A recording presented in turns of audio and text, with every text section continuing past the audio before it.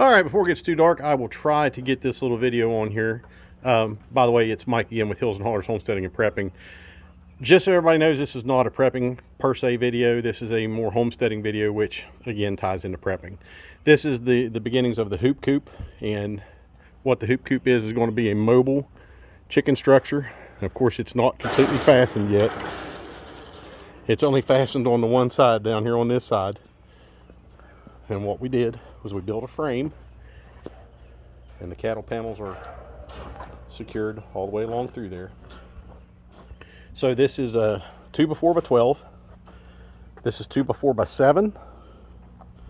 This is 2x4 by 7. Set in at 11 foot with a foot sticking out. I got metal galvanized corner braces, and I got wooden brace here. Once we get finished getting the cattle panel secured on the both sides, there'll be uprights that go here. There'll be 2 uprights that go here, 2 cross braces, and the same here on the front will be 2 uprights, which will form a door, and then it'll form across, and it'll come up, and it'll secure everything and hold it all real tight. Now I know this thing's leaning, looks crazy, doesn't it, because it's leaning. That's because it's not completely secured yet. It's not even fastened on this side here. But this is going to be, once I get done, again, I'm in this corner, all 4 corners, I'm going to go ahead and double reinforce, not only with the galvanized corner braces, but with the wood braces as well. I'm going to do corner braces like that. And then there's going to be a 6-inch lawnmower wheel get bolted on right here. And that will allow me to pick it up from the front and pull this whole thing forward. Now, once this whole thing's together, it'll get covered in chicken wire. I got 6 foot by 50 feet of chicken wire, and this whole thing will get wrapped in chicken wire, including the front, and then it'll get covered with a tarp. Now, these mobile chicken coops aren't built, they're not intended to be mobile, but I'm going to make this mobile. And the reason I'm going to do that, and let me finish this statement out here. So once this thing is done, then what I'll do, and of course it's not going to be leaning and oblong like this. Once I get this done, there'll be a feeder hanging from the center. There'll be a water hanging from the center. There'll be a couple perches, and then there'll be like a 3-hole nesting box standing up right here. And yes, it'll work in there. And I'm going to take my egg layer chicken, and I'm going to put them. Oh shit! I just had a bat fly right over my head. Spring is sprung. So what I'm going to do is take my egg layers, and I'm going to put them in this out here in the field, and let them start eating that grass down in that field tilled up and pooped on for the corn and stuff when I start planting it later on. So this is the first of many projects coming, and I hope, and I did all this just this evening, mostly by myself. My wife, she just got home with the kids from Scouts about half an hour ago, and she helped me with the last panel, and I just had to cut it, and I got it on there, and like I said, just needed to fasten the other side. I should have most of this, hopefully most of this done tomorrow. Well, the rest of the frame and everything up. Knowing my luck, like today, the strap, the 3/4 inch galvanized strap that I used to hold the cattle panels in place along through here, you can see it there. It's I had a whole roll of it. I can't find it, so I had to run to Ace Hardware and get a couple rolls of it, and that of course took 45 minutes out of my time to go do that. But it's a smooth process. It's not difficult. It takes just a little bit of time. And for one person to do what I got done already, I mean, it's really not a whole lot of effort. And this is something that can be mobile.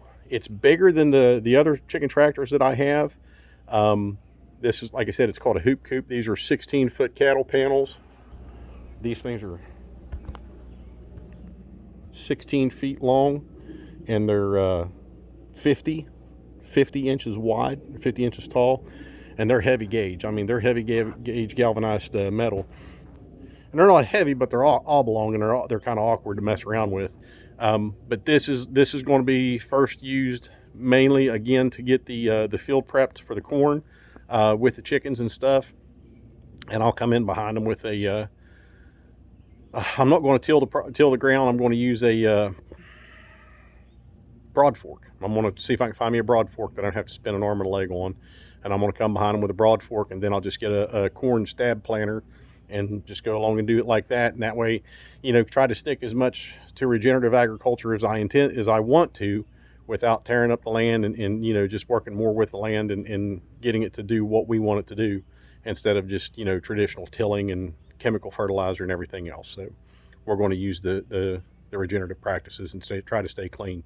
But hopefully have the majority of this done tomorrow, and then it'll just be a matter of getting it up there on the hill, up there in the field and stuff, and then getting the chickens moved up there.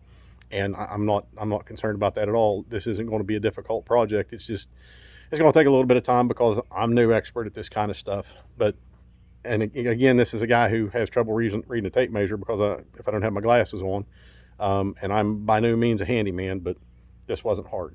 So, you know, there's things that we can do to do more for ourselves and our family and stuff, to be self-sufficient, self-reliant, and that's what we're working towards, and that's what we're going to do. That secure that food safety and food security.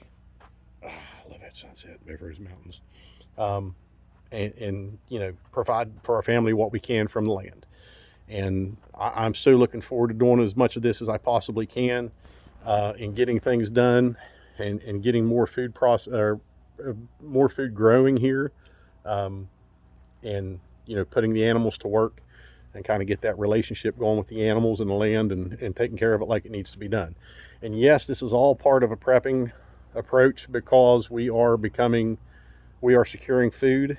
We are securing food. We're providing ourselves with safer food and more secure food sources, because it's coming from right here. So our eggs, where they come out of the coop over here now, the permanent coop, they'll be coming out of this coop for now. And that's the whole intent and purpose of this.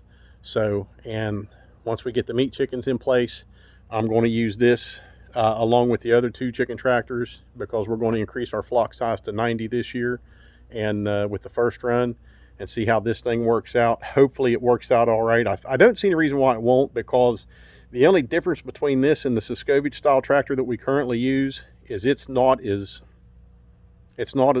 only a couple feet shorter lengthwise, and it's about half the width. So, well, it's about 4 feet wide, 4 or 5 feet wide. So the weight of this is probably mostly going to come from the cattle panels, but I don't think it's going to be difficult to move. So, and hopefully it'll hold up to the riggers and stuff like that. So we'll see how it works out. That's it. So guys, I'm going to sign off for the evening here. If you know people who are like-minded and would enjoy this kind of stuff and can learn along with us, please share this video with them. Subscribe to our channel, like the video if this is stuff that you enjoy, and leave us a comment. Tell us where you're at. Tell us what's going on in your neck of the woods and in your end of the holla. And we will continue putting out videos of this each day. I'll pop another video on here tomorrow, as long as I don't completely screw this up. But I'll even share that with you, because we all make mistakes. And there's no perfect way of doing all this. There's only a right way and wrong way, and we'll figure out one way or the other which way is which. So in the meantime, folks, take care, God bless, and keep prepping.